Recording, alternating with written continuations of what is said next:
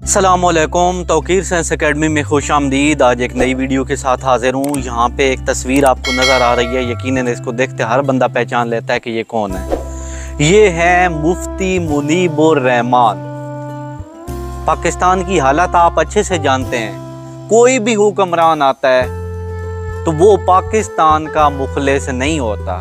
यहाँ तक कि हमें आर्मी पे था नाज कि हमारी आर्मी बहुत अच्छी है, और शायद आर्मी अच्छी भी हो, लेकिन जो आर्मी के जर्नल हैं, जनरल बाजवा गुजरा है, जो भी गुजरा है, पाकिस्तान से निकलते ही बाहर मुल्क जायदादें, ज़मीनें, जजीरे ख़रीदने शुरू कर देते हैं, बड़े बड़े प्लाजे खड़े करने शुरू कर देते हैं, मुल्क को लूटते हैं। मुल्क लूटा और बाहर गायब हो गया।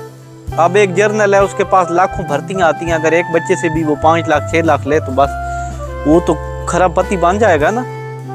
तो मुफ्ती मुनीबुर रहमान, देखो मुल्क के क्या हालात हैं। सिर्फ चांद देखने के लिए कोई 100-150 बंदा है, और एक एक बंदे की 2-2.5 लाख रुपए तनख्वाह है। साल बाद एक चांद देखना होता है, और देखा इनसे वो भी नहीं जाता। ये कौन सा मुश्किल काम है। पूरे मुल्क में अखबारी नुमाइंदे हैं, अखबार वालों को उसी टाइम पता चल जाता है मुल्क क्या कितना बड़ा मुल्क है।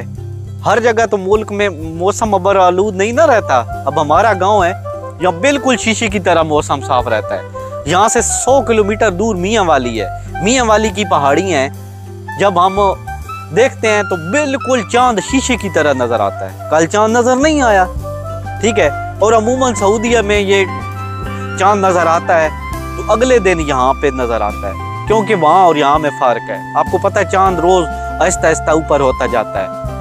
अब सऊदीया में नजर आया आज इधर, क्योंकि यहाँ पे जब सूरज डूब जाता है, इशा की अजान तक हो जाती है, तब वहाँ डूब रहा होता है, क्योंकि वो मुल्क थोड़ा आ गया। और आपको ये पता है जमीन ऐसे कार्व है ऐसे, तो सूरज ऐसे ऐसे जाता जाते वो इधर अंधेरा होता जाता है। ये बातें सारी आपको पता है। तो बात करने का मकसद है कि एक बेतुके मकसद के लिए हमने पूरी टीम रखी हुई है जी। एक चांद देखना है, माशाल्लाह जी। बाहर मुल्क भी, सऊदीया, दूसरे ममालिक भी, उन्होंने तो कोई नहीं रखा हुआ। वो तो सब ऐसे मशीन लगा के टेलीस्कोप या उससे देख लेते हैं, उससे पता चल जाता है कि चांद है या नहीं। हमारी आवाम का और हमारे मुल्क का ये हाल है कि लोग आटे के लिए तरस रहे हैं। ये पीछे देखो, हर जगह पे गंदम खड़ी है। मेरा स्टैंड भी गिर गया है, अल्लाह करे बच गया हो। तो पीछे हर जगह गंदम और पता नहीं क्या कुछ खड़ा है। हर जगह पे गंदम है, फसलें हैं, फिर भी इस मुल्क का 75% रकबे को आटा नहीं मिल रहा। क्यों? क्योंकि यहाँ से गंदम वहाँ पीछे मुल्कों में ट्रांसफ़र कर देते हैं ये लोग। तो मैं कहता हूँ कि इसको ख़त्म करो, ये वेला ड्रामा, और मुल्क के हालात पे तवज्जो दो। मुल्क की आवाम गरीब मर रही है, और ये लोग आपस में कुर्सी के लिए लड़ रहे हैं, खामखा में, फजूल में। अब मैं कहता हूँ कि नवाज शरीफ है, उसके पास कोई पैसे की कमी है, फिर भी वो मुल्क में घुसा हुआ है। इनकी जो दाई है, जो इनके बच्चों को पैदा करती है और संभालती है, वो तक वजीर बने बैठे हैं। ये कौन सा तरीका है? मुल्क में पढ़े लिखे लोग हैं, उनको भी तो आगे आने का मौका मिलना चाहिए। बाहर मुल्क काफ़ी लोग रह के आए हैं, उनको बाहर मुल्क की पॉलिसियाँ पता हैं, वो भी तो यहाँ बने ना सदर वजीर, फिर मज़ा आएगा। लेकिन ये चोर लुटेरे किसी को आगे आने ही नहीं देते।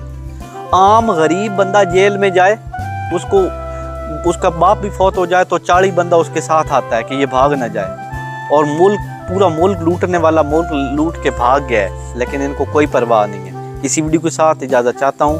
अल्लाह हाफ़िज़।